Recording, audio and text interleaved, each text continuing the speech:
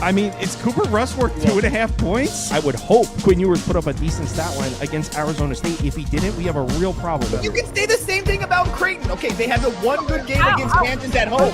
When Toast talks about the kicking market, it's like some earth is flat shit. Andy, true or false, this is going to be a dog walking. Dog walking. This is my dog walking of the day. I think it's going to be very ugly. Dog walking. I think this is going to be ugly. Hey, get this Sports like that doesn't. There's nothing better than that. Yeah, and these fucking sick bastards are playing like we're playing. John, you turn your camera off, by the way. I'm the Hollow Man right now. John got excited. I'm Hollow Man. Yo, I went fucking plaid like fucking Spaceballs. I went ludicrous speed and I fucking went plaid. John, we are live right now. They can hear you. They can't see you. I know. I see that they don't see me. I'm the Hollow Man. Is there like a fat shadow? See, I thought I saw like a fat person's shadow in the back. I guess not. So I guess John's gonna get his camera figured out. He was just right there before we. Yeah, it was working. It was working on the test run. I always check it. Yeah, it was. He was just there when I went to go live. He disappeared. Hold on 1 second. Let me just re-hit it. I think this will work. All right. Oh, there we go. I think we're back. Yeah, I think we're back. All right. Oh, sucks for everybody. You have to look at my fucking face. Sucks for you, yeah. What's up, everybody? Good morning. Hope you all had a nice Tuesday. I had a good one. Went 5-2. Last week for me has been great. Hopefully that positivity continues. Got decent amount of action. We got 15 MLB games. There's some new starting pitchers, some questionable starting pitchers. So not the most exciting MLB slate in the world, but there's some opportunities. I think I have 4 or 5 bets open in terms of baseball. So yeah, we're gonna go through it, and we're starting right here with the first leg of a doubleheader. Obviously, as you know, if you watch the channel, Toast is not the biggest doubleheader guy. Can't disagree there. It's a lot of times very unpredictable how they manage the bullpens. How do they manage the lineups? Sometimes there's weird pinch hitters that don't make any sense. It's just a very unpredictable type of environment, these doubleheaders. So, John, do you have, I know Toast is going to pass on this. So, John, do you have any thoughts on this Cardinals Reds game? I've been trying to figure out if I liked what I liked yesterday, or if what you were saying about the weirdness of doubleheaders is interfering. I liked the Reds to cover, but I wasn't crazy about the price. I liked the Reds full game team total. But now with that fully rested Cardinals bullpen, maybe I want to back away. Unless if the Cardinals get up 3, maybe if the Reds go up 3, maybe the Cardinals back away. So like I'm just on the fence. The Reds have been so good. I've really just been enjoying backing the offense, to be honest. Well, the reason I was leaning towards the Cardinals when this game was supposed to be played yesterday, but one of the reasons was that Pagan was unavailable, the closer for the Reds. Now he's gotten a day's rest. He's going to be available, and that kind of not that that was the whole reason for liking the Cardinals, but a team not having their closer available is nice to fade. But now Pagan's gotten a day's rest, so they're going to have Pagan available. So yeah, I'm good on this one. I'm good with just skipping to the next one. Well, not only was Pagan 3 or 4 days and he out, they had Centillion and Ashcraft had just went down the day before. So all the advantages that we thought we had with St. Louis later on in the game are now gone. So it would only be St. Louis on the price for me. But again, I didn't bet it because, again, like they said, if a team goes up by 4, another team can just punt and then it's not even worth it. So, all right. Let's move on. I had the Gavin Lux total bases, if anybody was into that. That was ringing, but again, I'm a little gun-shy pulling the trigger in the doubleheader, but I have the matchup. You know, I do all this kind of hitter model stuff. I have Lux as a great matchup today to go for 2 bases. Yesterday, it was like plus 135 or plus 140, and he's been on fire cleaning up for the Reds. I'm pretty sure he's leading the National League in hitting right now, is he not? Yeah, he's been awesome. It was off a little bit of a slow start, too, so he's really coming on. John, what am I missing here? So I bet the Tigers yesterday. I thought this was going to close. The Tigers were going to be plus 100, minus 105. It moved against me, and I truly don't understand. Jackson Jobe is the man. I know the Astros took the first 2 games of this series, but you got to think Detroit has the significant starting pitching advantage in this one. The Astros bullpen is in a bit of a situation. No Hader, no Abreu. So why did I not get positive closing line value on this bet? I don't understand it. I'm not 100% sure. Are we getting blue ball today? Yeah. AJ blue ball? It's Jackson Jobe against blue ball, and The Astros are missing their main two pieces of the bullpen. It doesn't even make sense. Why did it not move towards three of their me? top four pieces in the bullpen because Taylor Scott's worked 2 of the last 3 days. Yeah, it's funny you mentioned that. That was one of the first things I checked today. Was trying to add it in my routine, and the Astros were the one bullpen that's in the most trouble today. I'm not sure. I know some prospect guys kind of like blue balls. He's got some strikeout stuff going on, but it's not like it's been great. He just got touched for 5 runs in a AAA game, so it's just not like somebody that was out there, mowing him down. Which, you know me, guys, I'm usually fading these debuts in the first place. Now you're telling me a guy that struggled with walks and runs scored. I don't know. I like the Tigers. I also like the Tigers offense, even though Jordan Alvarez did kind of drag his carcass into the game yesterday, so we could probably. I don't think he's going to play today. Yeah, I don't know. It's an early game, right? So again, there's a lot I said of that last night. Is he still in the projected lineup? Yeah, he's going to be, but he's in the projected. Yeah, he's always. Yeah, he does pop up always in those. But if he's not in there, I doubt you see the movement. So maybe you could be patient, wait to make sure he's out. Because man, without Jordan, this would definitely be at least a Detroit F5 for me for sure. For sure. Maybe with the bullpen's full game. Yeah, I was gonna say why isolate it. And I think you're right. Yeah. I mean, I guess Jackson Jobe does have better numbers against lefties, and the Astros are righty heavy. So maybe that's a reason you like Houston. But yeah, I bet the Tigers. This is obviously looking like a pretty square bet here. We're polling 70% to 20% on the Tigers. The line is moved against us. It's clear that I'm missing something and that there's some professional money coming in on the Houston side. And you think maybe like Carpenter and Green are out or something like that? Because sometimes that happens and you're like, that is when the Vegas nose thing actually might make sense when somebody has a hint or heard about lineups. If Carpenter and Green, their best left-handed versus right-handed hitting guys are down. I don't know. For me, this looks like it should be Detroit pretty strongly. Yeah, I mean, some of those like sharp betting groups have connections in the team, and maybe they could. I don't get it, but clearly I'm missing something because they're taking sharp Houston money in this game to move the line the other way, and I'm not seeing it. So I'm on the square public side, the public dog here. Me for Tigers at 5. Yeah, it's absolutely terrifying to wake up and see that line right now, and all the bets and the money on Detroit. I keep saying F5, but yeah, put me Tigers. Absolutely terrified. I want to challenge that bullpen stuff. That was one of the really great calls we had yesterday. Right, we were talking about the A's bullpen was demolished and nobody to eat up those innings. Texas ended up going nuts. So yeah, I want to lean into that. Give me Detroit full game. Yeah, let's go. Next up is Atlanta on the road in Colorado. I took the over in this one. It's Chris Sale's first ever start in Coors Field. Look, I'm not going to try to sing you a soliloquy here about how the Rockies are going to get to Chris Sale or that are even capable of hitting left-handed pitching. I get it, but it's Coors Field. Some of his pitches might not have the same bite that they normally have, and Coors Field is an experience. It's like pitching on another planet. So I think Chris Sale will give up a couple runs, and then we're talking about Dollander pitching to the Braves lineup. I know the Braves have the Dodgers on deck, but they have a day off. There's no look at. I don't know. They've been in Colorado. They've been in the Rocky Mountains for 2 days now, so it's not like there's a course adjustment. They've been scoring runs the whole time. I don't see any reason the Braves don't score a bunch of runs, and I think Chris Sale also gives up a couple runs as well. And like Toe said last night, the fact that they have the Dodgers on deck and the Braves bullpen is a little on the work side, I think they would prefer to give Iglesias, Bummer, Pierce Johnson, some of their main arms the day off.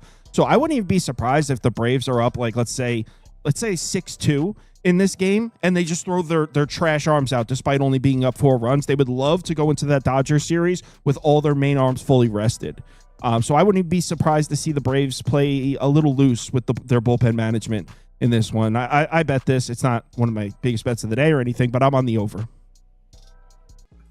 I'm on the over as well. Just to that bullpen point, it's just also when I'm looking at these bullpens and stuff, I'm looking like when they're coming into the game. So if these guys are consistently asked to get hard outs, like hold situations, save situations, keep the game tied situations, whatever, Those are the times where like those like stress pitches, quote unquote, come out.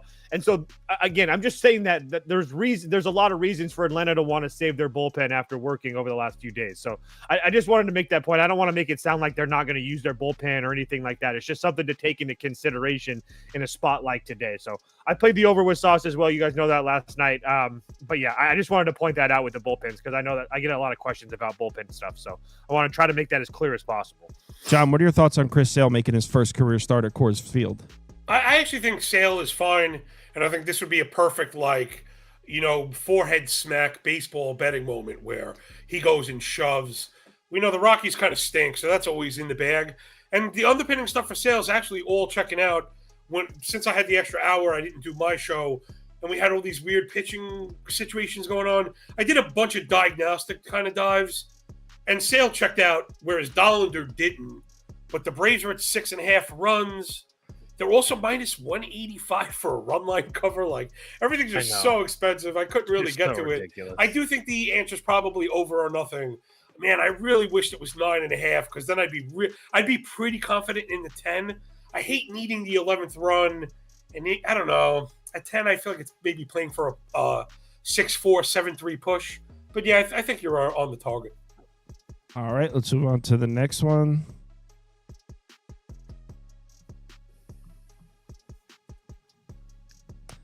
Marlins Dodgers.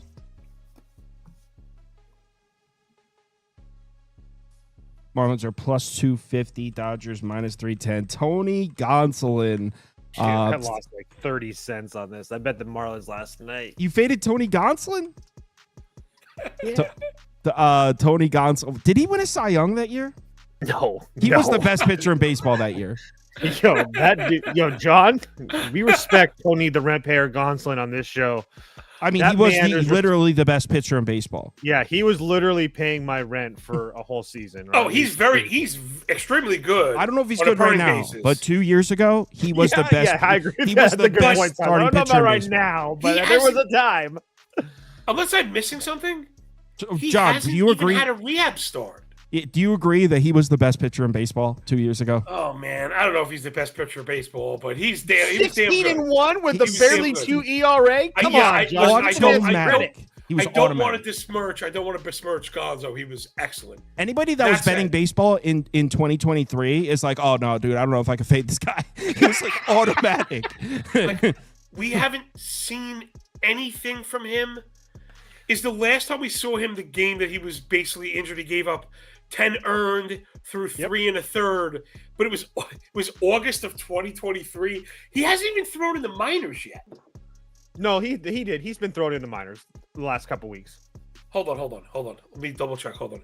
Yeah, I'm sorry. You're right. But it was not pretty either. He gave up 2 through 5, 3 through 4. So I have someone else that had. Yeah, no, you're good. The only reason that I know that is because I with a Padres fan, I pay close attention to the Dodgers, and they've been flirting with bringing him up. They almost brought him up in the Cubs series. That's right. I remember he traveled. No. I remember that. I remember that. So he did face this has been a long time 21 coming. batters. He did face 21 batters. So yeah, I mean, maybe he's probably at least going to get you one time through the order. Oh yeah. I thought I liked the Marlins team total. I think it was 3.5 because I kind of like that offense. It didn't do squad douche yesterday. And again, anytime there's a debut, I just think there's a good chance the pitcher gives up 2 to 3, and then someone's got to fill in those extra innings. Oh man, I don't know. Maybe you stuck me. I don't know. I'm a Marlins guy. Gosh, I have to question. It's a road getaway day. Sharpness, right? It's a road getaway day. The Marlins are 3-1 on those days this year. They were 11-6 or 11-7 in such spots last year. The Marlins, for whatever reason, on road getaway days, I didn't have the backbone to actually bet it, but it would only be Marlins for me here. If you've been betting the Marlins on road getaway days, you are swimming in money. The last 2, like the ROI is insane. Did you bet it? I'm actually gonna.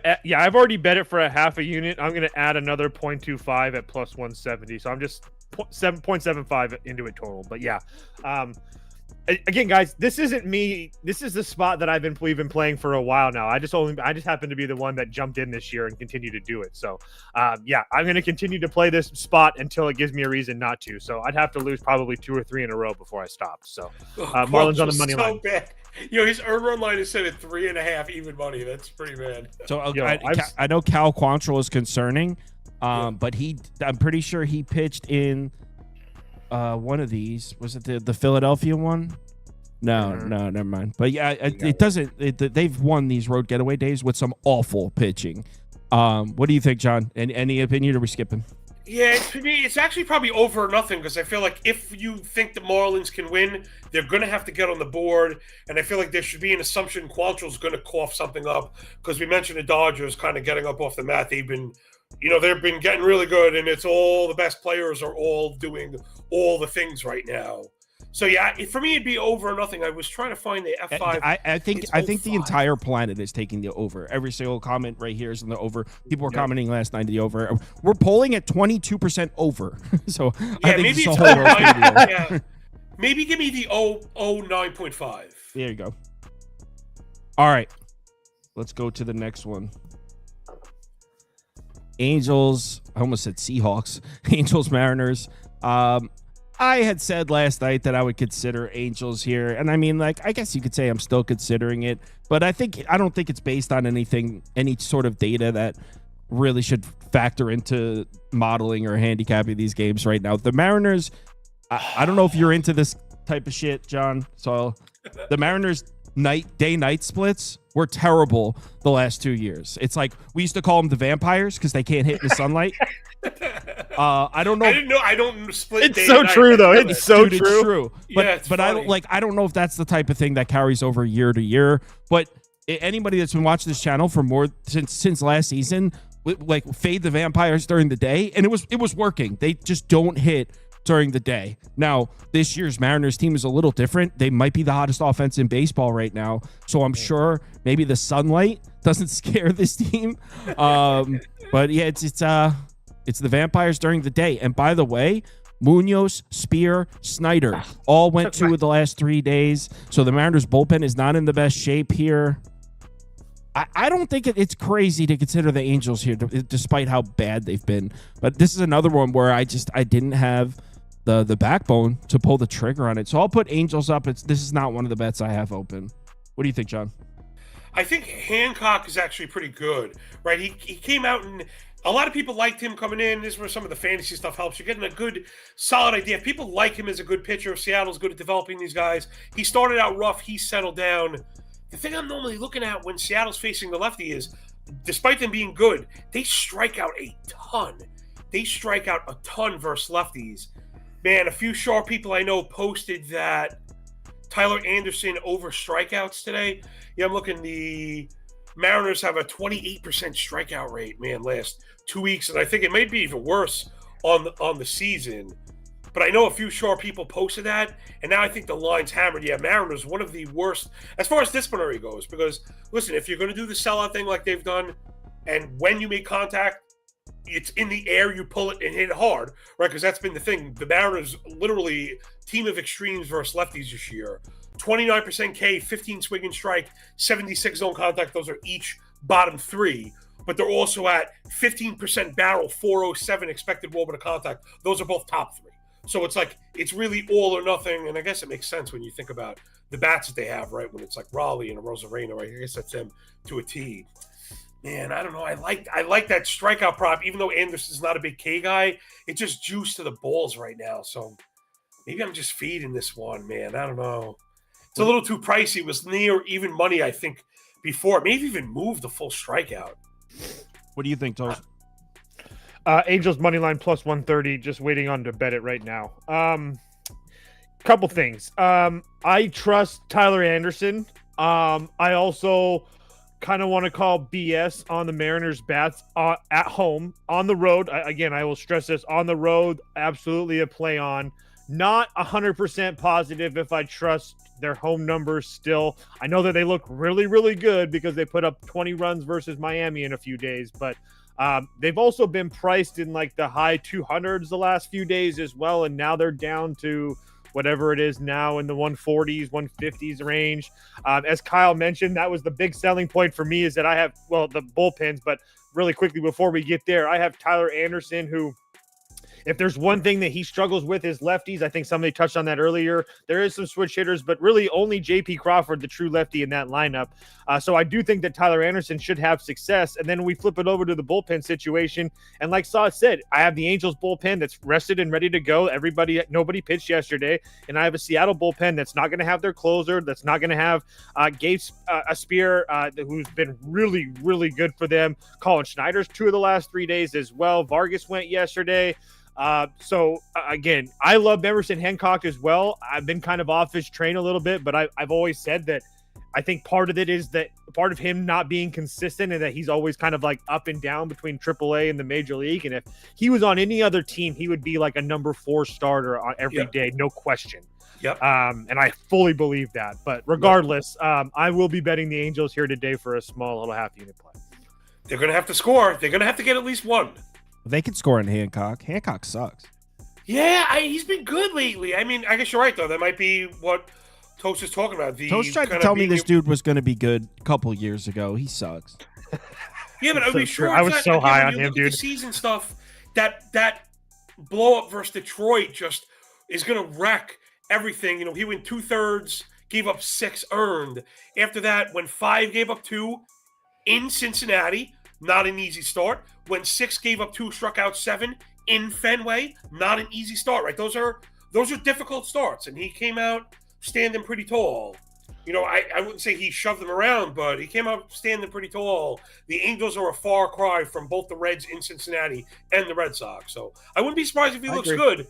But the problem with him is, like, if anyone watches Yankee broadcasts, Michael Kay says all the time, the little girl with the curl. I guess if anyone has a daughter also. They're either really, really good or they're really fucking bad.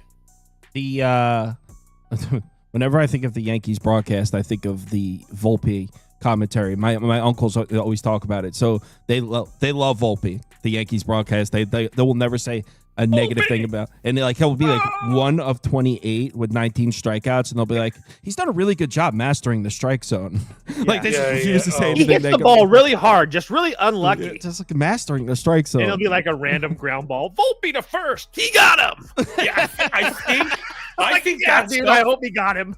Yeah, for the young guys, I think that stuff comes from up top because they know the Yankee fan base when they start calling for somebody's, not say job or head, but pretty much calling for someone's job or head.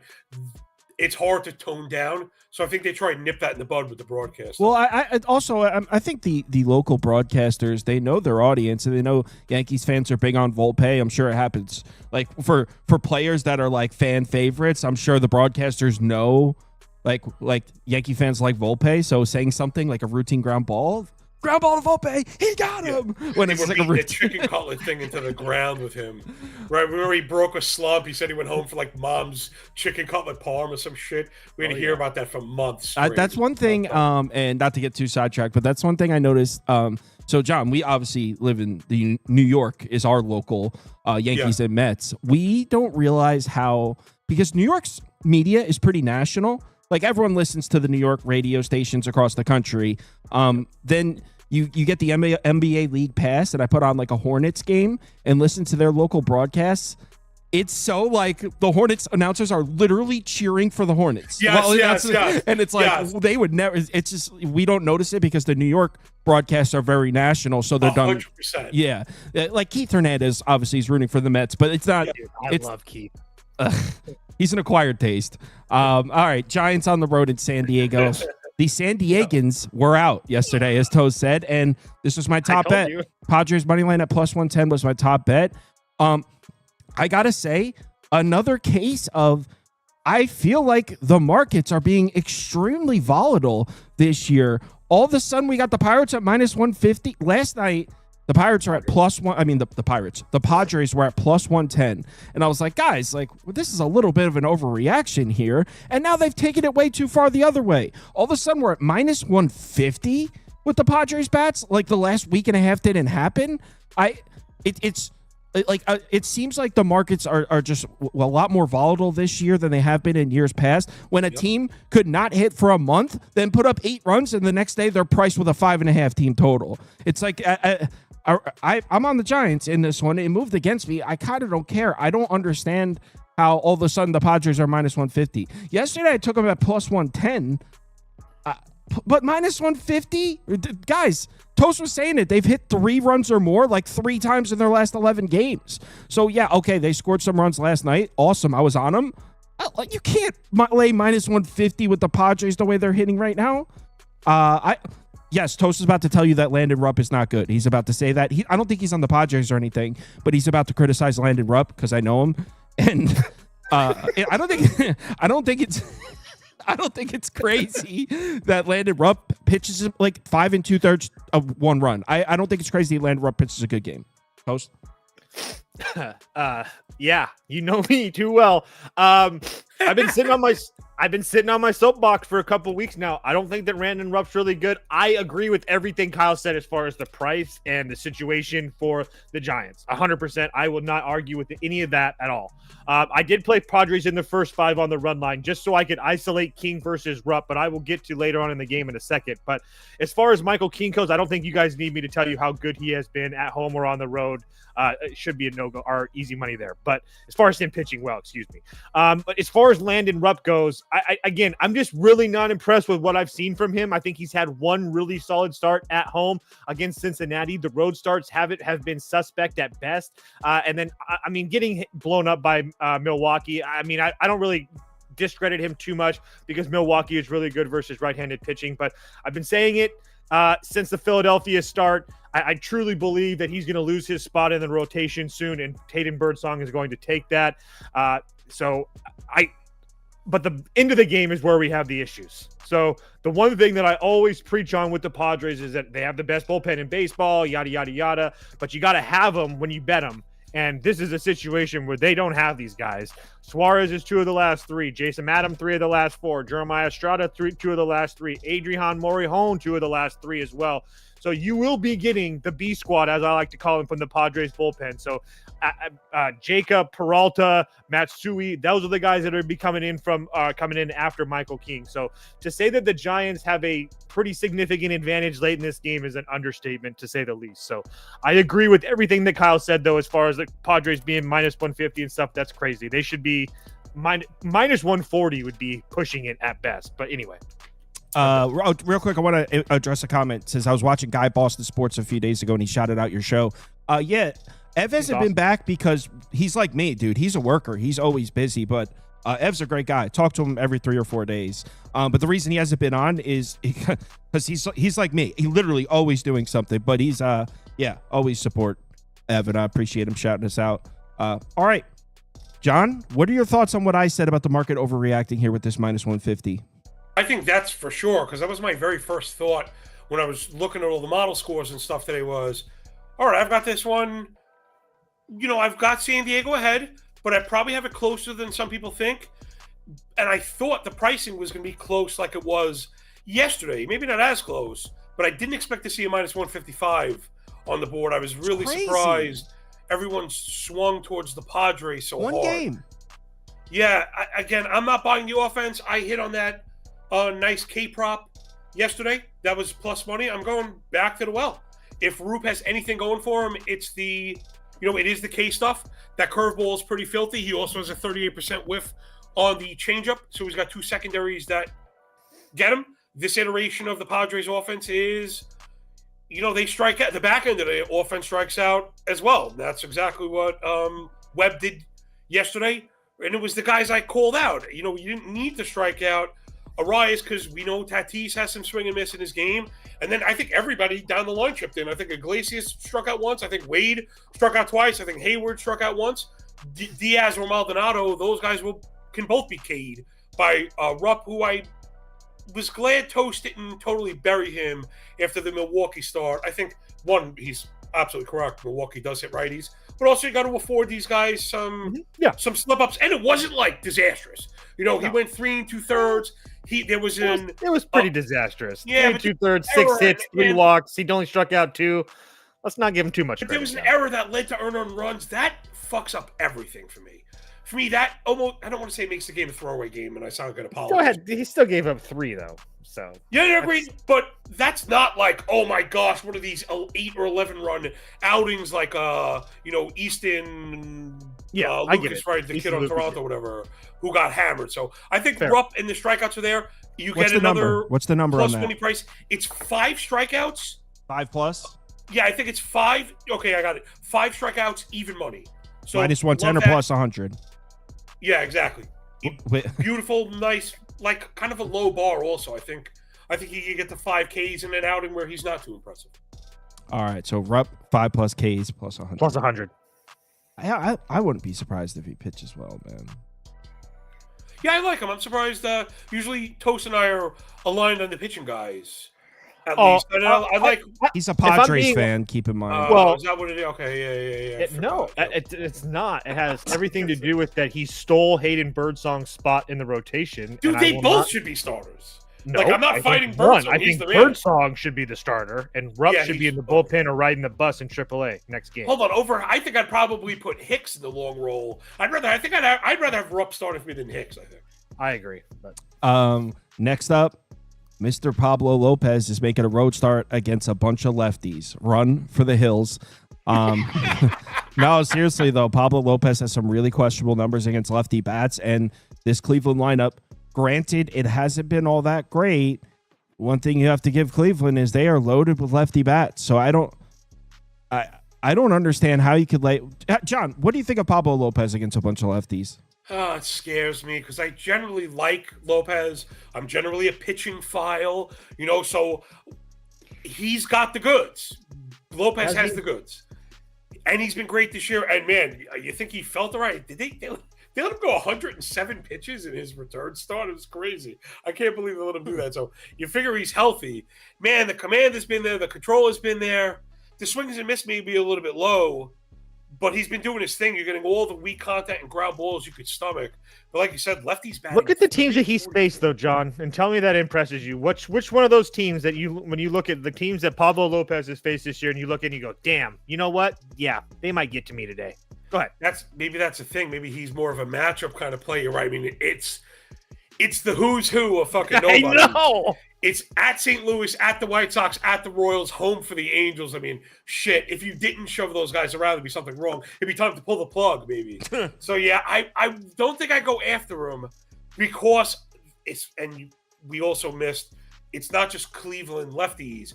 In Cleveland, left-handed bats all get a boost. They all the DFS heads and all the prop betting people talk about this shit nonstop. That adjustment they made with the stadium, and it took those left-handed bats to the next level. So yeah, I think I'd have to agree with you. I'm not a big Ortiz. Kind of scares me. I don't know if I could bet. I don't know if I could bet the Cleveland side. Maybe I got to watch this one. I did Fair bet enough. Cleveland. The number's not that juicy. What did you get it at? Plus 112, I think. Yeah, I got plus 119 on the board for F5 right now. So I got it at plus 112. It's one of my smaller bets. I understand that Cleveland hasn't been all that great. I also don't love how the wind's blowing in from right field, and I'm counting on lefties to hit.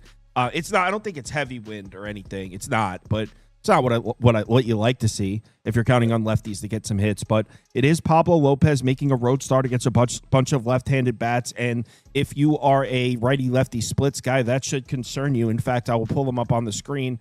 They are. Where's Pablo Lopez? Right Jarring. here. Yeah, they're alarming, just to put it delicately. Right here. Sorry, I could make this so you could see it. Sorry about that. Damn it. All right, here we go. Pablo Lopez against righties. Pablo Lopez against lefties. Check this out. 393 WOBA, 183 whip against lefties. Terrible numbers. Elite numbers against righties. Cleveland's lineup, in case you didn't know, is 1, 2, 3, 4, 5, 6, 7, 8 lefties. Great gosh, it's crazy. 8. That's crazy. Cleveland has one righty in the lineup. So I'm down to take a shot on Cleveland, even though I am very aware that Cleveland hasn't been hitting.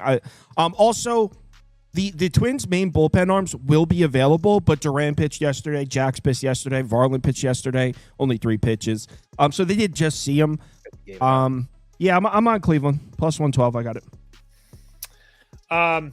Yeah, same thing for me.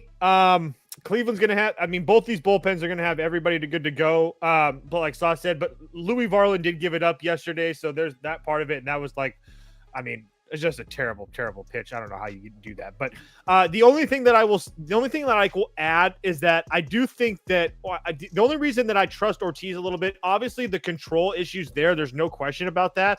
But the strikeout stuff is there too. So if we just get him, I don't know if Minnesota is going to be the team that punishes him if he does get into trouble with walks with his ability to strike out guys. So 8 and 10 strikeouts the last 3 games against the Yankees, Pittsburgh, and the Royals. So and 2 of those games were at home. So he was really impressive versus the Royals. Obviously, that offense is absolutely terrible, but I'm not really sure if I'm ready to crown Minnesota as being all the way back or just not a bottom barrel team. Again, I know that baseball is very mental, and I believe I mean that when I say that, but at the same time, this Cleveland team at home is usually a spot that we want to bet them on. So, yeah, I bet Cleveland as well last night. We have Steez. Steez, what are you doing up at 8:30 in the morning? Number one. Also, Steez is in the comments. Steez, lock of the day, Cleveland Guardians, team total over 3.5 at plus 116. The Steez of the day. Yeah, Goon Collector, I think you're... So the wind, I mentioned the wind, it's only 6 miles an hour. I just don't like that it's blowing directly in from right field. When I get it. 6 miles an hour ain't shit. I get it. Let's move on. Steve sending me messages last night at 2:00 in the morning and then not responding. You just got to block his number. yeah. Yankees. He's Orioles. like, yo. And I'm like, yo. And then nothing. I'm like, yo. What the Yo, he does that. He'll be like, yo, tag me in the Discord. And then I'll answer. And then he's gone. I'm like, okay, cool, bro. He'll wake you up and then fall asleep on you. That's awesome. Yeah. All right, John. Do you remember when Toast was talking shit about the Yankee bats yesterday? Yeah, he was. He was doing that. How did that turn out for him? Yeah, how did that work out?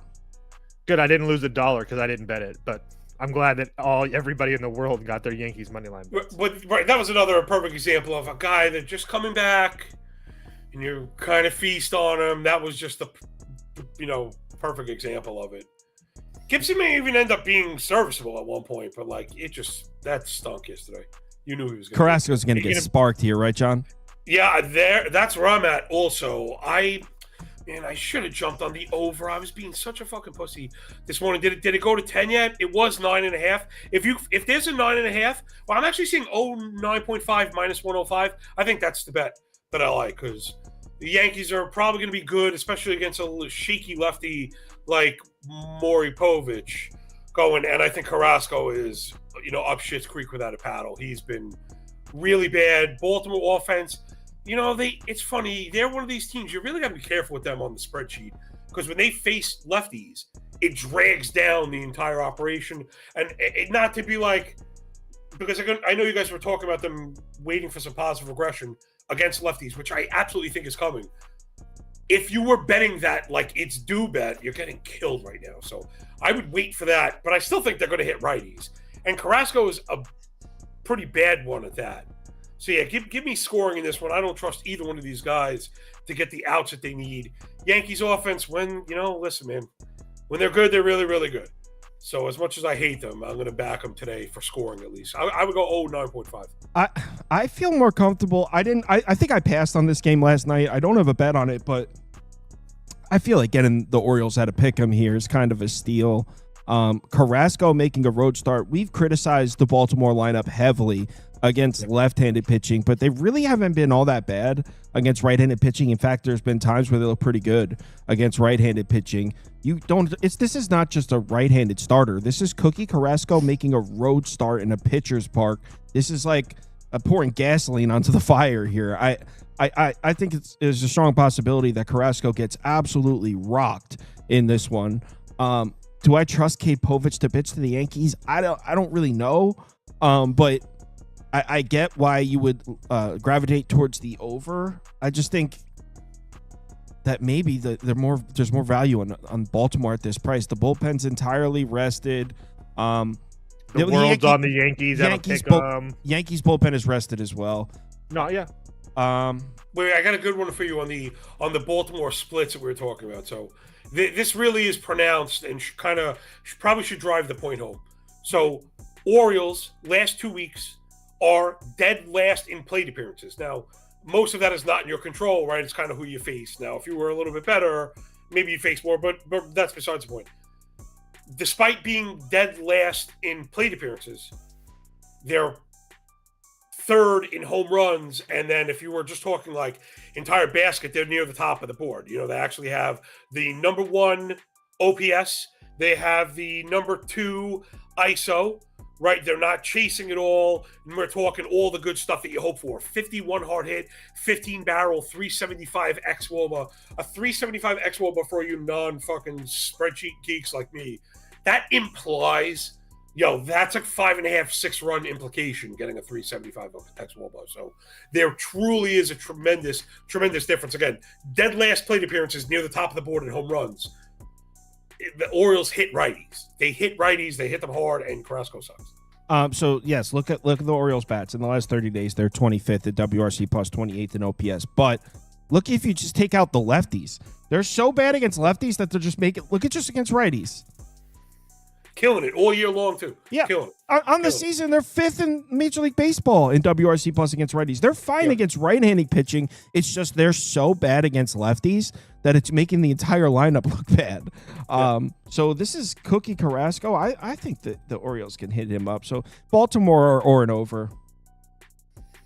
I bet Baltimore minus 105 today. Excuse me. As soon as I woke up this morning, this was one of the first lines I checked. It feels like they're just begging you to take Yankee money. 85% of the bets and money all on the Yankees. I know that everybody thought it was funny because I don't trust the Yankees bats. I still don't feel that way, and none of your comments are going to make me change my mind. I'm that goddamn stubborn. But what have the Yankees done versus lefty starters that are so impressive? 3 off of Bubik, 1 off of Ray, 0 off of Skubal, 1 off of Heaney, 7 off of Bailey Falter. Congratulations, New York. Sing the song, Frank Sinatra. 2 off of Tyler Alexander, 0 off of Tyler Alexander, and then they had their fun day at the office with Nestor Cortez. But I'm not in a position where I'm like super threatened by the Yankees bats, especially versus left-handed pitching. That being said, I'm not like trying to go to bat with Cade Povich, but he's been somewhat serviceable. He had 1 bad blow-up start, but he's been pretty serviceable so far this year. Baltimore versus a whole bunch of righties and a Yankees bullpen that I don't trust at all. I'm not in love with the Baltimore bullpen, but I do think they're a little bit better. I do think they're a little bit better than the I don't know if I want to go and say that, but yeah, regardless, I'm on Baltimore today. Yeah, chill. I stopped myself there. Yeah. I was I don't know. Toast. I don't know. I have a request to play the sound. These messages were brought to you by Fake Shop Incorporated. Yeah, please play it again too. Play it again. These messages were brought to you by Fake Sharp Incorporated. Yeah. Sorry to go over that. 90% of the bets and money. I'm Fake Sharp. Yeah, you're so sharp. I'm surprised you're good not to the over. I guess it's inflated. No, because I'm dead serious. I don't trust the Yankees offense. And we're gonna sit here and act like Trent Grisham's gonna play like an all-star all year. Come on. Isn't he very Mike Yastrzemski like? Trent Grisham? Oh my God, that is a great comp. My God, doesn't show up for months at a time and then has like a good week. And then out of nowhere, he's leading off hitting home runs. Yep. Right. The only thing, I think Toast's take on the Yankees bat is pretty insane. I will say, because they've been a little streaky, that you look at some of their numbers and they're like 4th in WRC plus. Okay, maybe they're not quite that reliable, but there's no way you're going to convince me they're a bad lineup. No, it's not bad. It's all within context, though. We're talking about, when I say the Yankees lineup is bad, I'm saying they're not a top 3 team in baseball as far as lineups concerned, and they're always going to be priced like that. So when I say that they're bad, it's all in context of what they're priced at and what they're perceived to be. They're not as good as what they're perceived to be. I will die on that hill. We'll find out in the coming months, but I will die on that hill. Toast theory of relativity right there. Yeah. Thank you. He's gonna die on that hill. He was crucified on that hill last night. You did. He was crucified on that hill. And I didn't even lose the bet. But good job, world. Your reputation was crucified publicly. Cubs on the road. And I saw everybody hating on my tweet this morning. I don't even understand that. Oh my God. That tweet was funny. We could talk about that real quick. Toast goes. I don't even understand how it's a tout. I didn't say I need likes. No, you said, should I share the card? Because I shared it the day before, and it lost. Every fucking bet lost. So does anybody actually want it? I don't give a shit if somebody. No, looks at my shit. that's like a gauge. When you ask a question, you know the answer to. Like obviously your followers want to see it. When you ask a question, you know the answer to. That's engagement farming. Like who wants a parlay for today? Oh my god. That's code for just give me likes and comments. You peasants. Please like, follow, and subscribe me on Twitter at ToSams13. I'm trying to get to 3,000 followers. Who wants to see the card? 12 I away guess from now that I 3K. see it that way, I guess it wasn't meant like that. It was like very quote unquote engagement farming sounding. whatever. I read it the same way, but we're still in our honeymoon phase, so I didn't say anything. Oh, I said anything. I said something. He did. As soon it took me like 2 seconds. I'm like, I don't even understand. Like, so Yeah, I guess now I see friendship it. phase where you're nice to each other before you become real friends and you start acting Yeah. total jerks to each other. Yeah, if we were at that final phase, I would have definitely jumped in on his comment because I Whatever, was I like, apologize. I actually thought it was like double irony. I thought you were doing that on purpose as a rip on people engagement farming. No, Nope. he's so oblivious that he like doesn't even realize that's what he was doing. I picked up on that after you commented. I didn't get that until after it went over my head. Cubs are on the road. I hate you guys so much. Sometimes it's not goes, funny. Someone goes, "Is that a real newspaper clipping?" All right. Cubs are on the road in Pittsburgh. We all got our bets on this yesterday. Toast got his Cubs first 5. Me and John got our first 5 unders. So We said that too. That's right. I bet it on the show when you were here, John. I literally placed that bet. Got to win. So we're kind of in the same situation. Obviously, we know Matthew Boyd is not Imanaga, but he is a talented lefty against a Pirates lineup that can't hit left-handed pitching. We don't have to talk about it. We talked about it yesterday, how the Pirates can't hit lefties. Little bit of a different situation. Yesterday, you had the Pirates returning from a road trip. It was a little bit of a better lefty in Imanaga, and they just saw a lefty. I don't know how much that factors into things, but they just saw a left-handed starter yesterday, maybe a little bit more inclined. So yesterday, I was down to put my stamp on the Pirates will not score a run in the first 5. I think they get 1 or 2 off of Boyd. But still, I don't think you could put your money on Pittsburgh against a lefty. What do you think, John? Yeah, I think you nailed that part. The part I've been having trouble nailing down is, I think it's Machinsky is the way he says it, actually. Oh, is it? I've been saying Mudzinski. So Yeah, no. It's that the end is, I think it's Machinsky. I heard it on the broadcast. I was like, why is he talking about Mlad? You know, our thing is to be phonetic, and we're like Mladzinski. I don't think it's Mladzinski. I'm waiting for the Pirates to kind of see what the rest of us are seeing with him, is that he's probably an opener or a really effective kind of reliever. And if they would lean into that, he might actually be really good. Check this out. In his first time through the order, so that's 11 1/3, he has a sub-1 ERA. Like, he's been ridiculous. Hitters are batting 195, and they've done absolutely nothing with him. Just a single earned run through 11 1/3. He has a 13.5 ERA the second time through the order. He has a 13.5 ERA the third time through the order. That's when he's coughing it all up. You know, that's 16 earned runs in the 10 follow innings, right? So you're talking like, you know, sometimes it's, I guess the way he's been going, it's the third inning, the fourth inning. The second he gets to the fourth inning, it's a wrap for him. So that's where I'm worried. I definitely like the Cubs here, but it kind of worries me out of the box that he might come out and shove them for 3 innings, as good as they've been. And again, I know I kind of took one on the chin yesterday, going to quote the Cubs versus lefty stats when the guys they faced hadn't been great. Oh, I'm sorry, I'm flipping that. The Pirates versus lefties, well, they haven't been great. The Cubs have been good against everybody, but I do worry they might struggle out of the box against him. So I'm worried about like betting the totals here. I think Toast went right back to the well, by the way. Yeah, it wasn't even a question for me. I'll just go through it really quickly. What I see. Under again? No, Cubs first 5 again. Oh, Cubs you're first 5 paying, run you're line. paying the free. Yeah. First of all, Molzinski, however the hell you say the long hair don't care's last name, he's been absolutely terrible. And sure, he might have good numbers through the lineup. I will give him that if that's what the case it is. I haven't looked myself. But at the same time, he's also faced the Angels, Cleveland, Cincinnati, St. Louis, and Tampa Bay.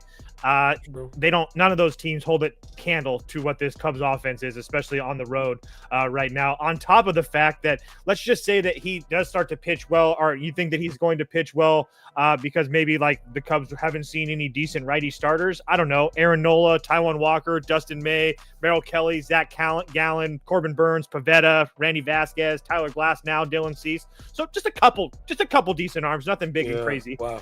And then as far as Matthew Boyd is concerned, it's the exact opposite. He's faced a whole bunch of very good teams, the Dodgers twice, San Diego twice, Arizona twice, and now he's going to face the lowly Pirates. I think this is a fantastic spot for Matthew Boyd to pitch well. We already know that the Pirates are terrible versus left-handed pitching. This line makes it makes sense. You're not going to get it too far, but yeah, this is a steal for me. This is one of my favorite bets of the day. Actually, like the F3 under. I don't usually. I swear, when you were talking, I was like, I wonder if he's into first threes. So F3, I've done them before, but man, as an F5 bettor, sometimes I'm like the sample's so small. F3's. What's the number on an F3 under here? Okay, it's under 2.5 minus 105. That's the total, right? If you're thinking Boyd kind of shoves the Pirates the first time around, he's been very good. They have not hit lefties, and if you're believing in the Machinsky thing, he gets a 3-run cushion. And he hasn't done that all year. I mean, he's literally, regardless of the competition, and Toast is really the best at that, at highlighting that. But man, he's been great out of the box for whatever it's worth. And he could still give up 2. That's like, not great, right? You give up 2 through 3 on your way to giving up 5 through 5, where like everybody's right again. Maybe we get another deal of blackjack.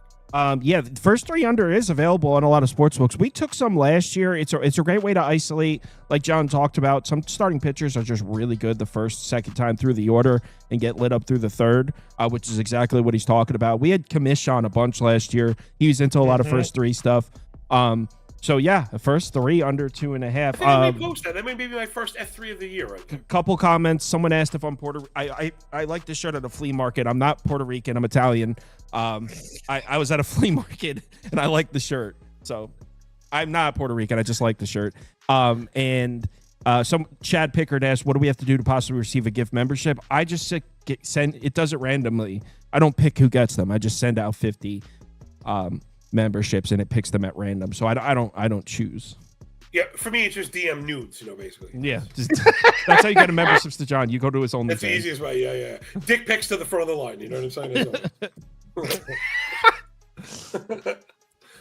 Sorry, that's why I have that tattooed on me somewhere. Yeah, I believe it. I'm just kidding. I believe. All right, get back on track. Free, come on. Nats on the road. If in the bank here, John, did you watch this game? No, but that was another one that we were on also, right? How you could get to the over based purely on the bullpens. Like I remember saying that yesterday, and is that pretty much exactly what happened? Exactly what happened. For sure, I actually thought the starters were going to get hit up a little more than they did, but when Gordon, but that there was a possibility that they're both really good. Like we spoke about that also. I think it was guys could go in their bag. I think it was 3-1 when the starters left the game. So they gave up a little bit, but yeah, bullpens. But it was 2 of the worst bullpens in baseball in Citizens Bank Park with the wind blowing out. Sign me up for the over 100 times out of 100. No, I don't care if Nolan Ryan is on the mound. Sign me up for the over. Yeah, we even said you could bet it live through 5, depending on if it was low. You were going to be patient if you bet it because it was coming eventually. And that's exactly what happened. You cannot, whatever the opposite of trustworthy is, right? The least trustworthy bullpens. When these 2 bullpens, even when they're rested, because I think Toast said that yesterday. It was like they're rested. It was like, but who cares? Who cares? Finnegan scares nobody, So this one's interesting because we were talking about this last night, John. Obviously, the Nats have been terrible against left-handed pitching. So whatever you think of Christopher Sanchez so far this year, it doesn't quite to be up to par with the way he was pitching last year. It's still early. if there was ever an opportunity for Chris Sanchez to just throw an absolute gem, it's here. He was much better at home last year. He's pitching against a Nationals lineup that can hit lefties. It's a very favorable matchup for Christopher Sanchez. Again, he hasn't been quite as sharp this year, but it's a good matchup for him. I think the bigger question is, because I think we could all hold hands and say Christopher Sanchez will pitch well. I think the bigger question mark is on the other side. Jake Irvin kind of gives us a pretty wide array of outcomes. I mean, he's capable of being very, very good. There's also times where I'm watching him pitch and I'm thinking, I can never bet on this guy again. So he always seems to pitch really well against the Mets, so maybe I'm too close to it. He's like he does. He always pitches well against the Mets, so maybe like because I always watch him pitch well against the Mets, I think in my head I have him portrayed to be a better starter than he is, because every single time we talk about Jake Irvin, I'm like, guys, trust me, this guy's nice. No, He's nice. This guy's he good. He does dominate the Mets, too. He dominates the Mets. We never can hit Jake Irvin.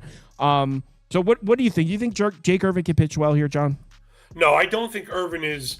I think Irvin's in trouble today because his whole thing, despite all the surface stats kind of looking good, even some of the underpinning stuff like his command and control have been good, but he's living in the zone, right? 88 zone contact. And then he's really been the benefactor of some serious luck, right? I'll generally say there's 3 legs on the luck stool: left on base, BABIP, home with a fly ball, 85 left on base, 235 BABIP, despite 41 fly ball, 47 hard hit, 12.5 barrel.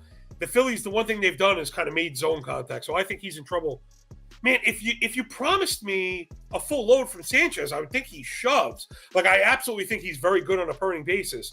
But remember, he left early, banged up last time. That was about 8 days ago. I don't think he's thrown since. And he only went, 2 innings, 58. Man, it was 58 pitches right here. I forgot he was bad. So I don't know. Do we think he gets back to that, what do you want to call it, mid-90s workload? If that's the case, I think he's great. I'm worried that there might be a little bit of babying for Sanchez today, in which case that would hurdle us towards the Phillies bullpen that I want nothing to do with. So that's where I'm a little torn. Someone asked, Connor Holbrook asked, what site do you guys go to see which pitchers are available? There's a few. I like Fangraphs. You go to roster resource and then click on closer depth chart. It's free too. So roster resource, if you're unaware. That shit's sweet. The first thing I do every day. Yeah, I literally take the Fangraphs page, copy it into a table so I can enter so I have the updated shit for tomorrow. Like when someone comes out of the game and pitches, I go and type in 19 pitches in the thing, so I have tomorrow's ready. I love that page. That's the first thing I do every morning, guys, is write down what relievers pitched. Why he doesn't type it into a spreadsheet and writes it out? I guess that's what they do in Alaska. I would just type that. Get this guy some graph paper. Let's go. Oh, dude. I write down everything. They're up. All that shit is perfectly accurate. It's up first thing in the morning. It's free. And weird. I think maybe this is part of the reliability because there was like a little bit of a simplistic element to it, which is fine. I don't need fucking bells and whistles. I just need it to be organized and work. Yo, you nailed it, Kyle. You can grab, copy, and paste off Fangraphs and grab giant data blocks, custom tables and shit, and paste as text in seconds and really up your game. Be really quick about it. And also they don't even it's open, it's free. Like they even have a download CSV button on their batting orders. Yeah. So it's not like you're doing anything wrong. I highly recommend it. The only thing they want you to do is pay for the memberships because that kind of helps them. That's I subscribe to the premium side every year to not deal with the pop-ups. Yeah. I also give one away every year. Support Fangraphs. That is totally worth it. Anyway, Toast, what do you think? Over 7.5 for me. So last night I talked about I'm not worried about Christopher Sanchez like pitching today.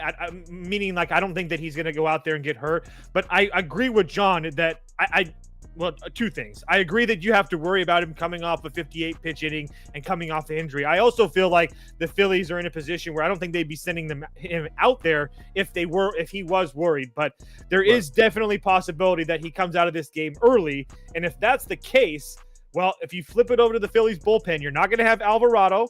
Your Strom went yesterday. You're not going to have Kirk Green because he went 27 innings 2 of the last 3 days. So now you're looking at our best friend Jordan Romano, Tanner Banks, Jose Ruiz coming in. So I don't know how long you can really project Christopher Sanchez. I get his two of his 3 starts versus Washington last year, both of them being at home, he was fantastic. Went 9 and 7 innings. I would argue that the Nationals are a little bit better. Again, they've been terrible versus lefties. I get that, but I think it's very possible that even if the Nationals don't score a couple off of Christopher Sanchez, they're very capable of scoring off of that Phillies bullpen. I think everybody would agree with that. And then the Phillies, again, nothing dominant versus right-handed starters, but I do think that Jake Irvin's dam's about to break. He's looked really good his last 3 starts, 2 of them versus Colorado and Pittsburgh, both of those being on the road. That dam's about to break. And then the other start against the Mets, like we just talked about, he always seems to pitch well against the Mets.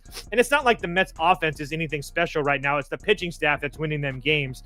The Phillies had absolutely dominated Jake Irvin anytime that they've seen him, besides, I think, the start earlier this year. Over 7.5. I just want to keep on getting these low numbers in the bank while we can, because we're having a lot of success with these overs. Saint says, Sauce, why did you remove my membership? I didn't remove you, man. It's 30 days. The thing, if you click join, it's 99 cents a month, but it doesn't come with anything. It just gives you a cool logo next to your name. Eventually, I'm going to have it come with something cool, but it's nothing set up right now. So I would tell you to sign up if it were something, but right now, it just... Some people are doing it just to support the channel. It's not. I was going to say, it's really simple. He just doesn't want you guys paying for something and then not getting something. Exactly. Like, don't pay for 99 cents just so you can. Yeah. If you want to throw 99 cents to get the cool logo, sweet. Yeah. But eventually, I'm going to have something cool that comes with the YouTube membership. I think we're growing so fast that eventually the only comments that are going to show up are going to be members. Because like the comments, I mean, some of these, like the NFL Sunday morning show. It's a circus trying to read all the comments. So I think it's going to be the 99 cents a month to have your comments show up on the screen. And you have to filter the comments because there's the crazy and then there's the people that actually want to talk and have a conversation. Yes. They actually want to share their picks and stuff. So anyway, which are normally members, right? Isn't that it? So find the people, and then the people that find value in good work and actually support and pay are generally the ones who are the most serious and have the best questions and actually. Part of why I love the community that we've built is that it's not like everybody coming to watch me and Kyle and tailing our picks. It's like, no, you're wrong about this. You didn't notice that they were bad versus lefties. This is why I played this or whatever. It's always a back and forth, which I only think it makes everybody better. That's a good time. Very last thing to that point. Book's not really buying the worry about Christopher Sanchez.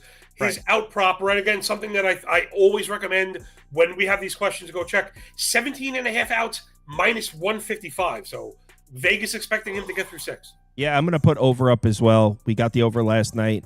Like Toe said, both bullpens a little bit on the tack side. They're both terrible also. So yeah, I'll take that also. A model. That's one of my strongest signaled overs today. Strongest signaled?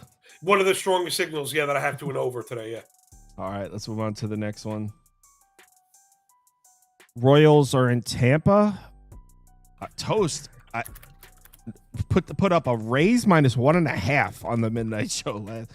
That's how you know he must really like Tampa, because for Toast to lay 1.5 with a team like the Rays that isn't particularly great with a home team, he's really got to like the matchup for Tampa. And by the way, Noah Cameron is a lefty, which should change things because the Rays have not been as good against lefties. Now it's Noah Cameron. Who is that?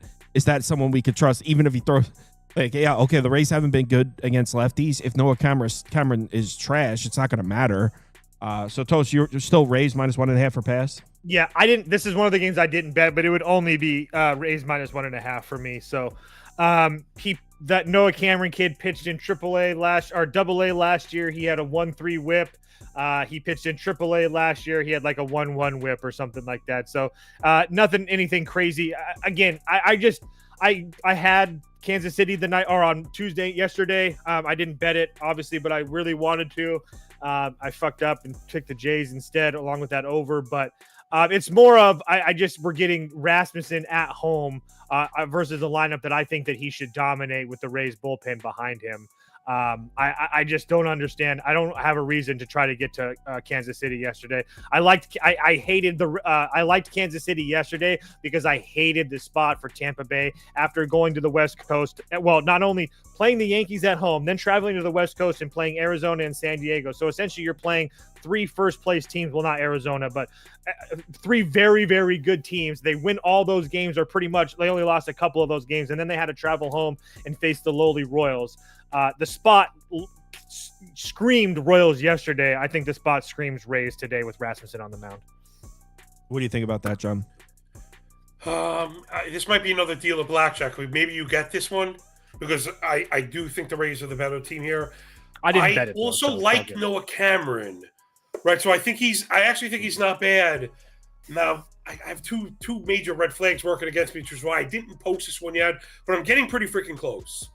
I hate being under in Tampa. That's what I was thinking, John. We don't always want to be terrified of it because again, Rasmussen really good, like really, really, really good. So and the F5 total is 4.5. Right, so we get that kind of bonus run when I wouldn't be going under the 4. So, man, maybe I'm too close. We to got this wind with the blowing fantasy in. stuff. Wait. No, I think that's part of the reason that I was comfortable with the Rays. I'm down to do this again. I'm down to go bet at F5 under with you right now. Yeah, I think that's where I'm at because, again, Cameron, the Royals were very clear about making a change when he got that promotion. Toast did break down. All the numbers he quoted were right. But when he made that move to AAA last year, he was actually really good. Like, he was really, really good. Through 54 innings, he had a 2.3 ERA, 1 flat whip, right? He had a 24 K minus BB, 31 CSW, 15 swinging strike, 44 ground ball, sub 1 homer 9. The Royals have been really good with crafting these lefties late. Like, right, if you're paying attention lately, it's not just Reagans, it's also Bubich. They've been really good with. They've been talking about Cameron in that same vein. So I worry sometimes maybe I'm too close to the prospect fantasy geeks. But yeah, I think I'm to the under here. I almost wish it went to 4 so I could just not bet it. But yeah, if you're taking the 2 sauce, I'll be honest, I remember taking this loss on this show, but I also remember mentioning I didn't properly account for Tampa. Now, all my park factors and stuff are in. Now, granted, these things are a moving target, but meaning I have adjusted Tampa as a plus park, and I'm still to the under on this one. Yeah, let's go under the 4.5. That's where I'm at. I think Cameron's going to be pretty good. The Rays have not been great against lefties, and I think maybe just seeing a new pitcher, maybe we get through 15 outs. And again, he could give up 3, and Rasmussen give up 1, which is kind of where I see this one. 2-1, 3-1 through 5, where Toast gets his run line cover also. So, yeah, maybe we get the deal of blackjack. Just really quickly, John, I don't want to go too deep into it. How much do you put into his control issues with like the 3 walks per 9? How much, like, what's a number that you're comfortable with at like walks per 9? Wait, are we talking about Cameron? Yeah. I mean, they've cleaned it up lately. Like he's really never had much of a control issue. Okay. Hold on, walk per 9. Just okay, so hold on, that was this year. Oh, right. That was the I don't highest. want to hold the really show. We'll talk about this afterwards. All right. I was going to say that 9% walk rate is the highest he's ever had. Yeah, I know. That's why I asked. But yeah, we'll go. Yeah. Let's head over to Toronto. Giolito is back. Missed you, dog. Skip me. Missed you, dog. Missed you, dog. Giolito is back, pitching in Toronto. John, what do you expect to see from Mr. Giolito here? I don't know. I have gotten whipsawed by this guy, meaning like when I'm high, when I'm bullish, he's goes south. Then when I'm finally ready to turn around, he's going to be great. He is really bad. We've quite literally seen him be the best pitcher in the league and the worst pitcher in the league within like a 15-month sample, man. I don't know what we're going to get. And I worry about the return. Then you have Toronto's bats, which are terrible, kind of tempting you. But if they're going to get anybody, it should be Gio today. I'm off this one. I don't know enough about Casey Lawrence. I don't know anything about how Giolito is going to be. Is it still Casey Lawrence? Terrified. I'm seeing Lauer now. It says Eric Lauer, but I mean it was Casey Lawrence last night. I don't know. Yeah, I don't know. What do you think, Toast? Anything? No, I don't even want to play the over because it's 9.5 and it's plus 100. So it's just everything about this game gives me the heebie-jeebies. So I kind of want to bet the under, to be honest. We hit the over here yesterday. When I see that plus 100, I would only bet the under. Gio walked 6 guys in his last minor league start. I mean, this Arizona game has me conflicted. I bet this Nobody's betting Arizona. I doesn't did. seem like. I know you did, but I got cracked yesterday. I'm gun shy. I got cracked. Oh, You yeah, guys- I you like were the totally Mets. right yesterday. I had a good night last night. I had a bunch of winning calls, a bunch of good bets. The one I missed, Arizona, was out. That's the was same a hell of a Toast. miss. Toast had a good night also, but he missed Arizona. And I'm playing on Arizona. I don't really understand what's going on here. We're getting I don't Corbin either, Burns at basically a pick 'em against Brandon Waddle. What are we doing? well, it's going to be a bullpen day regardless. So it's going to, I think Correct. yeah. So you're going to see Brazopan open, Waddle for a couple Danny Young? innings. You're going to see Danny Young? Let me double I down would on ass- Arizona. You're going to see Danny Young out there? I would assume You so. want to bet yeah. on Danny Young? Go ahead. Right. I mean, yeah, because especially because Hergert and Budo went Jesus Christ, what are we doing? Yeah, it's Arizona for me, guys. I'm not a big Corbin Burns guy. I thought the line was suspect yesterday, and I was just everything about this game I thought was wrong. I assumed that Arizona would take heavy money at a cheap price. And looking at the splits, I mean, again, I don't put a ton into it, but I mean, 44% of the money, 33% of the bets. I mean, nobody's Everyone's betting betting the Arizona. Mets. Like it doesn't. I don't even understand what's going on right now. It's Corbin Burns at a pick 'em, and everyone's taking the Mets. I am not a Corbin Burns guy. I haven't been for a while. I think that he had one really, really good year.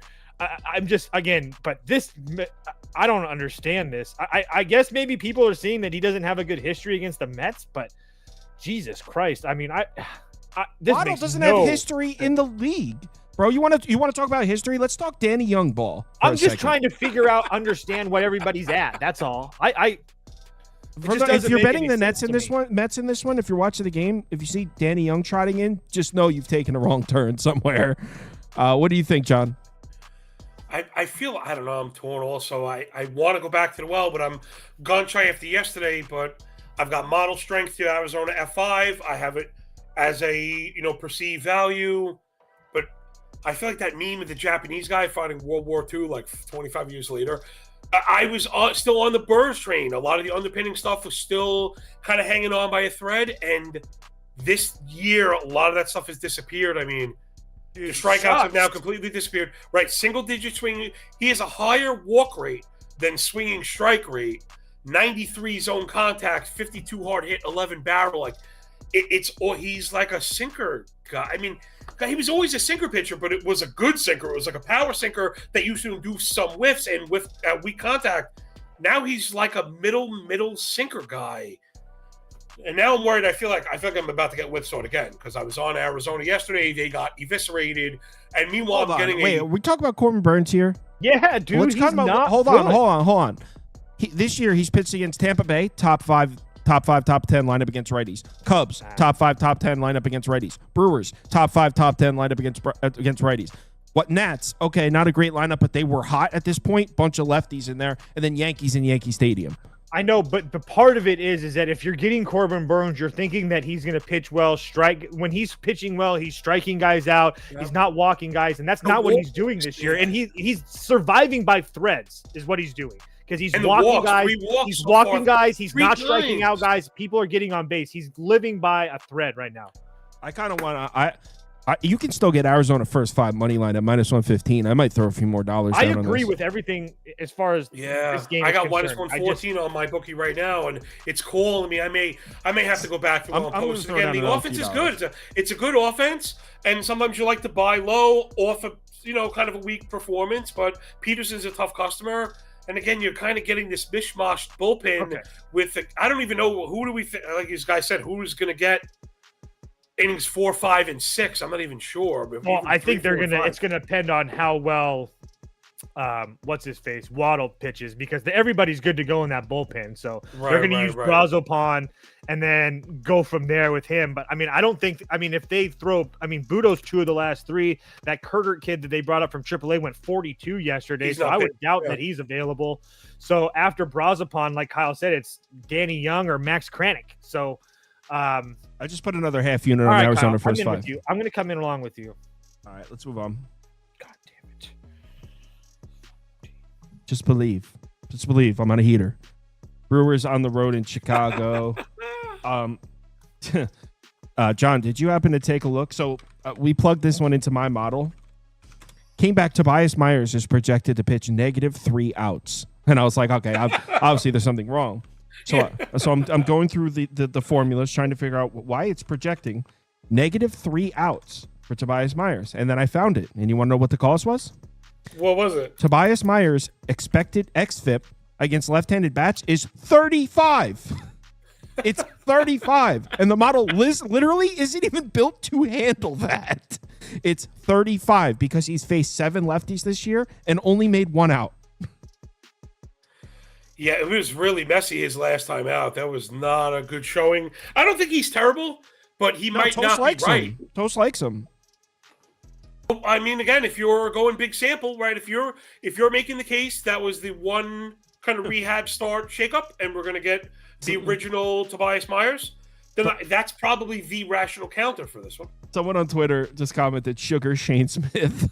Yo, that's my guy, dude. The other day when I forget you were asking me if I liked the White Sox F5, and I was like, no, because it was random, shitbag here.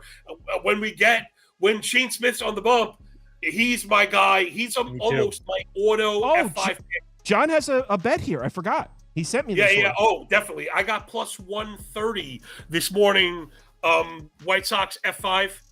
I know it is what it is. When you bet on the White Sox, you're going to have a hard time finding any kind of validation on the spreadsheet. If anything, the last week or so, we've seen a slight pop in not just the power metrics, but coming from the walk rate, which are two things that I do think are correlated, right? Patience leading to pitch selection, leading to maximizing what little bit of talent is in that lineup. Again, they are not very good. But Myers kind of stunk, right? It's in Benintendi and Robert and Caro and Vaughn that have been all replacement level players, which is probably the nicest thing you could say about White Sox right now. So yeah, Smith has been excellent, man. He's the part that I am buying. He's been really good. He's very good at generating whiffs, winning in the zone. He's keeping the ball in the yard. It's going to be tough because we mentioned more than once already, the Brewers do hit righties. So I know I'm going to need at least 2 runs to get this one done. But I'm hoping it's there against Myers at the price. The prices was really the big thing. Are you telling me to tell you, John? Man, I don't know. I want you. You know why? Because I watched that Brewers game yesterday, and they made Bryce Wilson look like he could pitch a Cy Young. Oh, my God. You know what? I had the team total. Me and too. At first I was like, oh, my gosh. They ended up getting it late, but that was another part of it. And that was kind of it was aided by walks, hit by pitches. I don't know what else happened. I was already pissed off. I thank God I won that bet, but I didn't think that the Brewers looked good for me last night. You can put the White Sox up for me. I'm not betting the Brewers, but there's no chance in hell. The line moved 20 cents down from opener. The total's at 7.5, maybe it moved to 8. I don't know. Yeah, it's still at 7.5. Yeah, I want nothing to do with this one. Double result, Sauce. Double result. I kind of want to just take the White Sox money line, to be honest. No, double result.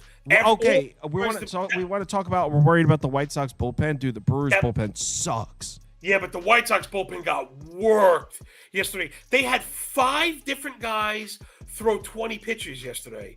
They got worked yesterday. Then why is the total 7.5?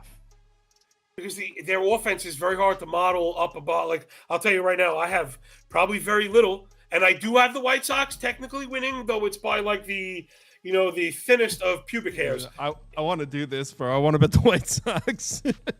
This is so. Yeah, I would buy that. I would buy that. What was the full game run lines are really so hairy as an underdog lately. Plus 140 at Caesars. You can get White Sox money line. So bad. Yeah, I see that. I got minus 130 on the run line. I might do that. I like that. I still can't find these damn double results. That's the one I like. I like the White Sox through 5 and then to blow it back in. Last game, Athletics on the road in Arlington to play the Rangers. Yeah, last night on the midnight show, I said under or pass. The under is now 13-2 in this ballpark. Last night's went over. So unders in Arlington have been very profitable. Nate Eovaldi, he's pitched well in this ballpark since joining the Rangers. He's always been pretty reliable here. Severino, I mean, the Rangers haven't been hitting, and now they're going to see Severino and arrested A's bullpen. I just think if you're going to bet this game, I didn't, But if you're going to bet this game, you just play what's been pretty profitable here and go under. John, what do you think? For the record, the F5 under did hit yesterday. Oh, did it? Yeah. There were 11 runs scored off the bullpen, 8 runs scored in the 6th or the 7th, I think, yesterday. Yeah, it was 8 runs scored in the 6th. The F5 under was good. Okay. So, like, if you were, again, I don't really bet full game unders because of hashtag I hate bullpens and hashtag ghost runners are fucking stupid. So if that was still kind of held true, I think that's the play I like because that F5 is still 4.5. You can go under 4.5 at -105. The thing I've been pissing and moaning about is the cat's out of the bag with Eovaldi. You know, I was betting Eovaldi all season. He was an underdog a couple times, or getting -103, -106. He was near even money. Now he's a pretty heavy favorite today, right? -155 or something. So yeah, I don't think I'd pay the -155. I still don't like the Texas offense, regardless of what happened yesterday. That was, for me, more predicated off that Athletics opener game that we called out pretty much perfectly, right? Who was going to get these outs? Where were they going to turn with all these empty innings? They weren't able to find an answer. That may bleed into today's also. But I think Severino, if anything, they're going to force him through 5, right? This guy tends to go, right? He's the one guy that you could feel confident.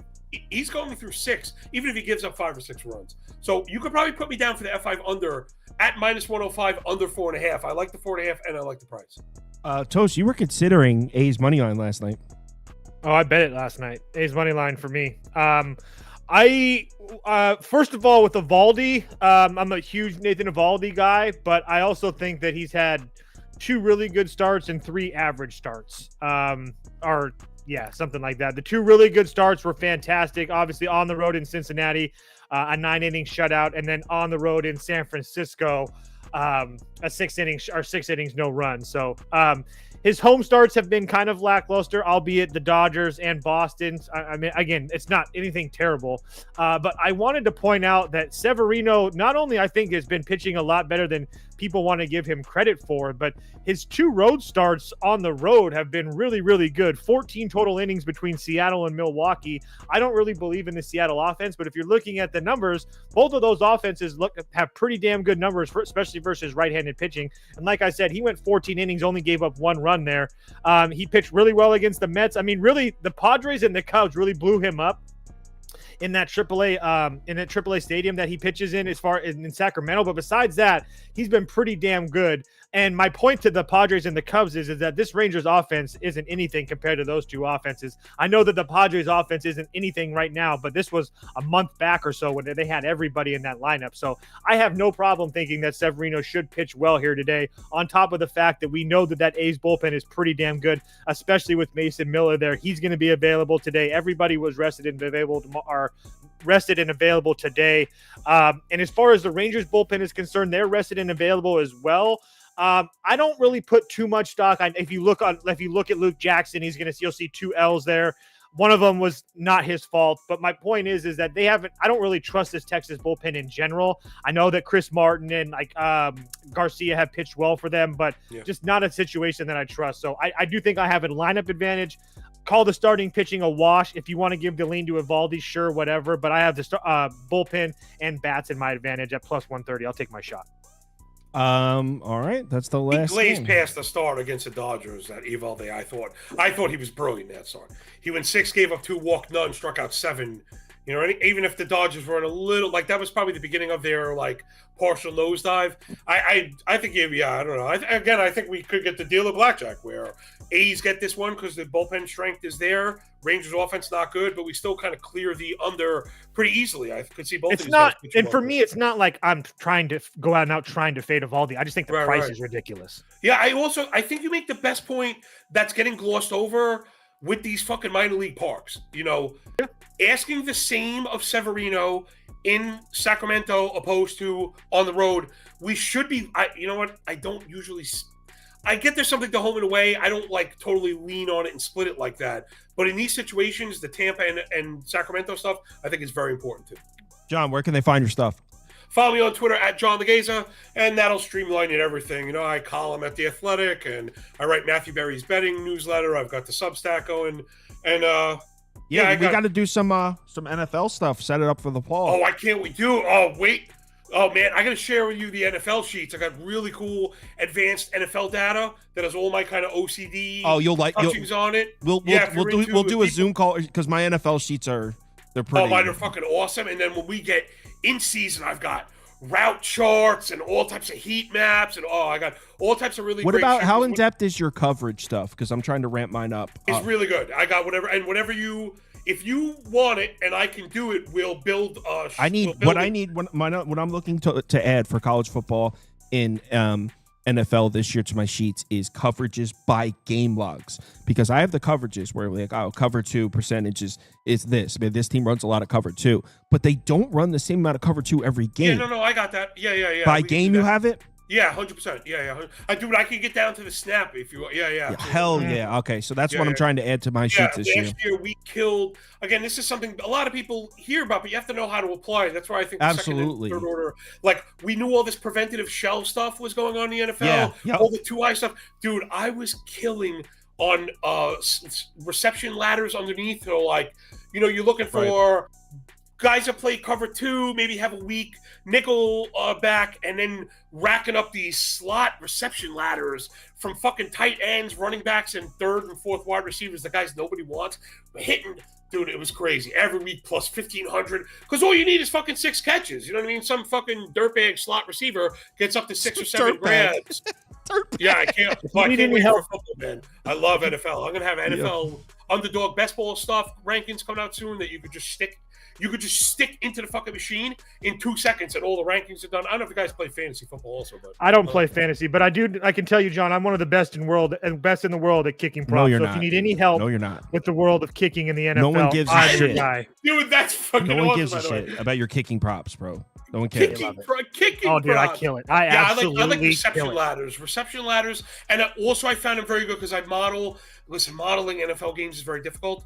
Though I've had success with underdogs team totals, because I find when I don't know how to put it, when people think a team is going to get killed, they kind of don't account for if the other team runs up the score, they're more likely to give up points on the other way because they're just kind of backing off. They're playing back, sitting back in cover 6, and yeah, dude. Oh, I cashed so many New England 13.5s last year. Or the quarterback over completions, because if the team's down 21, the other team's sitting in cover 6 and they'll just give them the underneath completions. You know what? I get my reception ladders cleaned up there a lot of times also. If you have a running back, you got to be careful because if it gets too far to hand, they could get benched. But I mean, listen, that's all kind of part of the fucking calculus and the thing that we do. But yeah, that also works the same way. You'll get a running back, pick up 3 or 4 grabs on the last drive. And those last 4 grabs go plus 380, plus 520, plus 960, plus 1340, and I'm like, oh my fucking god, let's go! I can't wait for football. Let's go. Everyone, enjoy your day. Hit me up in the Discord if you need me. Betting league, you have until 6 p.m. So you have 5.5 hours. But if you want to bet one of the day games, go submit now, because obviously if you try to submit at 3 p.m., you can't pick a game that started at 2. Common sense would tell